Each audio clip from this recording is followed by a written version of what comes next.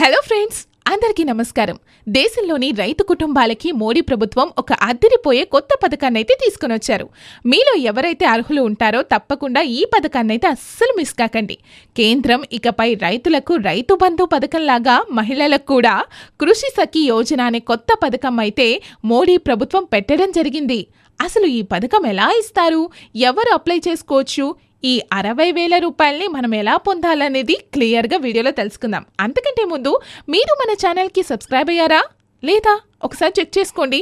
Subscribe అవ్వలేదా అయితే వెంటనే సబ్స్క్రైబ్ చేసుకోండి, లైక్ కూడా చేసేయండి. చలో ఇక మ్యాటర్ ఏంటంటే, రైతు కుటుంబాలలో వ్యవసాయం చేసుకునే మహిళల కోసం మోడీ ప్రభుత్వం ఈ పథకం అయితే స్టార్ట్ చేశారు. ఈ పథకం కింద 60,000 రూపాయలు ఇవ్వనున్నట్లు, దీనికోసం కేంద్రం తన బడ్జెట్లో 970 కోట్లతో ఈ పథకానికి నిధులు కూడా ఇవ్వనున్నట్లు చెప్పారు. ఎలాగైతే ప్రభుత్వం రైతుల కోసం పీఎం కిసాన్ పథకం ద్వారా ప్రతి సంవత్సరం 1,500 రూపాయలని రైతుల ఖాతాల్లోకి వేస్తున్నారో, అదేవిధంగా స్త్రీలు కూడా వ్యవసాయం చేయడానికి మరియు వారికి ప్రభుత్వం తరపున ప్రోత్సహించడానికి మోడీ ఈ కృషి సఖి యోజన అనే పథకాన్ని తీసుకొచ్చారు. ఈ పథకానికి అర్హులైన వారికి మొత్తం కేంద్రం నుండి 60,000 రూపాయల మహిళల ఖాతాల్లో జమ చేస్తారు.